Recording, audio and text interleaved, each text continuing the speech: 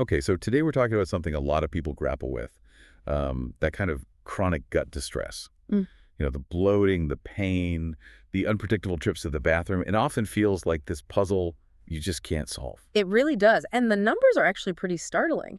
Our sources point out that irritable bowel syndrome, IBS, affects maybe 20% of people globally. That's huge. Wow, 1 in 5. Yeah, it's one of the most common things doctors diagnose, but honestly, often one of the least understood, fundamentally. Right, so our mission today is to really dive into the research here and pull out what seems to be the number one underlying cause for a lot of IBS, and then look at some, well, cutting-edge ways to tackle it, especially for folks who feel like they've hit a wall with standard treatments. Exactly, getting beyond just managing symptoms. Let's get right to it then. The big takeaway from the material seems to be this: SIBO, Small Intestinal Bacterial Overgrowth. It's flagged as the number one root cause of IBS.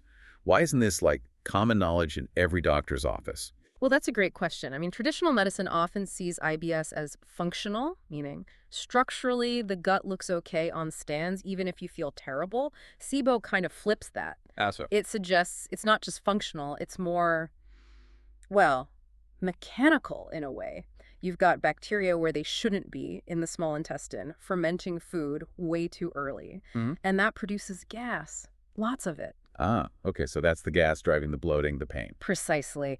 And if you add in its cousin, IMO intestinal methanogen overgrowth, which involves methane-producing organisms, you find that SIBO and IMO together could be responsible for, get this, up to 70% of classic IBS symptoms. 70%. That's massive. It really is. So identifying SIBO or IMO, it shifts everything. You're not just treating IBS, you're targeting a specific issue of misplaced microbes. Okay, that explains so much of the frustration people describe, right? Yeah. Trying different probiotics, diets, maybe even prescription meds, but the symptoms just keep coming back. It sounds like the missing piece is a structured approach. That's exactly what the sources emphasize. It's not usually a simple fix. It often needs a systematic, kind of multi-step method. They mention a specific 9-step process that boils down to 3 main goals. Okay, what are those? First, you've got to clear out the overgrowth itself. Second, you need to repair the gut lining, help nutrient absorption get back online. And third, work on preventing it from coming back, things like gut motility. Right, stopping the cycle. And the resources we looked at get really specific, don't they? I saw mentions of advanced strategies like the elemental diet. What is that exactly? Yeah, the elemental diet is, well, it's pretty intense, but effective. It's a liquid formula where all the nutrients are pre-digested, basically broken down into their simplest forms. So they get absorbed really quickly. Right, high up in the digestive tract. This essentially feeds you, but starves the bacteria further down in the small intestine because the food doesn't reach them. It's a powerful tool for the clearing phase. That's fascinatingly targeted.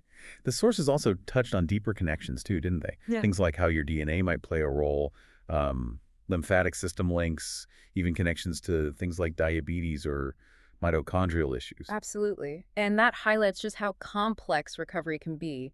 It's not always just about the bacteria. For instance, mitochondrial dysfunction. That's about your cell's energy production.